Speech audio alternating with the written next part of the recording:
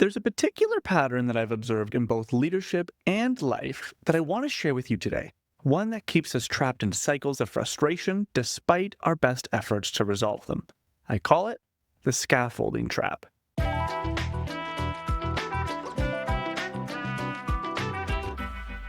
You see, it works like this. When facing a difficult issue, particularly one involving relationship tension, we often pour tremendous amounts of energy into building elaborate scaffolding around the problem, rather than addressing its foundation. We implement systems, create workarounds, and develop complex strategies, all to avoid having the one conversation that might actually resolve the core issue itself. Here's a great example. Mark, as a client of mine, was the CEO of a very fast-growing financial services firm that I worked with last year. And during our first session together, he described spending months creating an extensive performance management system to address what he called cross-departmental friction. He had invested nearly 50 grand on consultants to develop this system, implementing weekly alignment meetings, project tracking software, and accountability partners, the works. Yet despite this elaborate infrastructure, the tension between his team and his departments persisted. The sales team continued to make promises that the operations team couldn't fulfill. The operations team continued to complain about the sales setting unrealistic expectations. And the complicated system that Marcus had built simply created more work without resolving the underlying issue itself. When I asked about Elizabeth and James, the head of sales and operations respectively, Marcus grew visibly uncomfortable.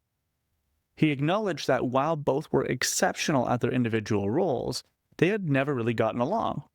There had been an incident I had learned about 2 years prior where Elizabeth felt James had embarrassed her in front of a client, while James felt Elizabeth had set him up to fail. Neither had ever directly addressed it with the other.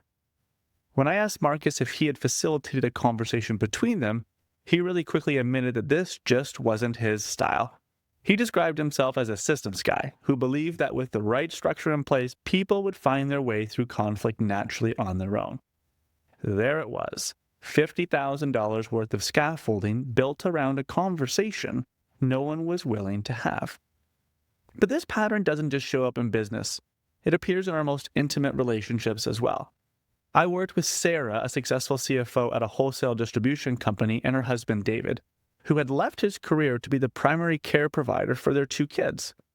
During one of our sessions, Sarah expressed having ongoing frustration about the state of their home, because despite being the primary breadwinner working 60-plus hours a week, she often came home to toys scattered everywhere, dishes in the sink, and laundry piled high. Over time, her husband David had responded to these complaints by becoming increasingly meticulous about household management. He created chore charts, meal planning systems, and even set alarms on his phone to remind him to tidy up before Sarah arrived home at the end of the day. He'd invested in storage solutions, hired a part-time housekeeper, and completely reorganized their home to make it as efficient as possible. Yet despite the home running more smoothly than ever, the tension between them persisted.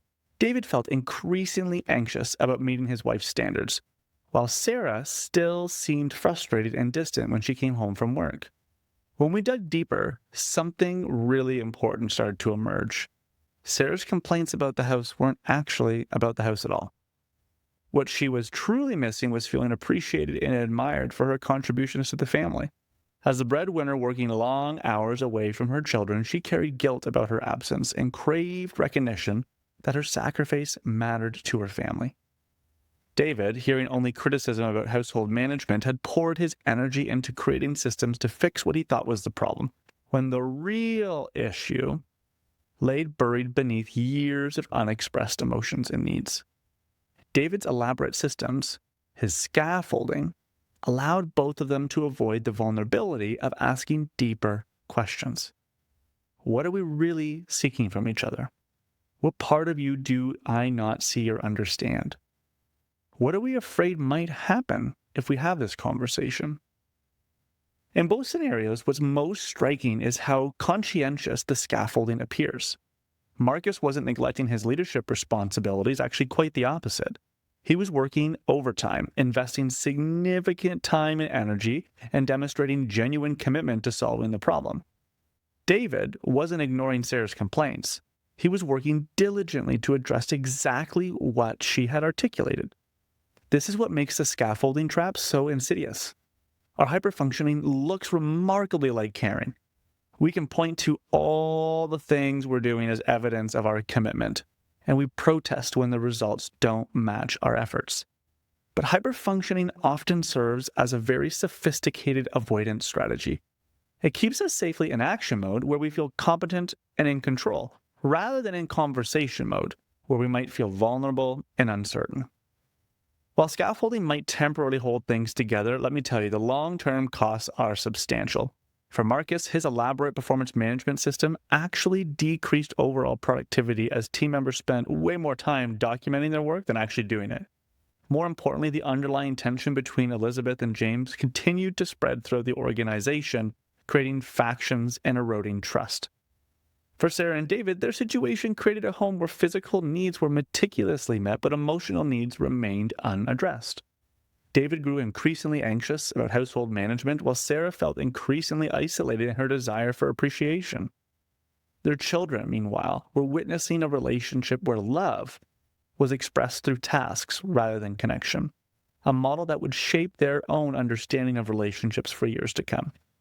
Here are a few things that you might be experiencing if you're caught in the scaffolding trap. First, you're solving the same problem repeatedly with increasingly complex solutions, doing everything that has been asked for, yet the tension persists. Another one might be that you're just somebody who tends to move really quickly into solution mode without fully exploring what's beneath the presenting issue. Some of us are so good at problem solving, like I said, it becomes a very sophisticated avoidance strategy. Another thing that you might want to consider is that if you are starting to secretly fear that addressing the core issue might lead to separation or rejection, it's going to be very easy for you to get caught into the scaffolding trap. And lastly, a really good indicator that there's something deeper that needs to be resolved at a foundation level is that you notice chronic patterns of disconnection in the relationship. As I described in Chief Family Officer, people typically disconnect through avoidance, posturing, collapsing, or seeking.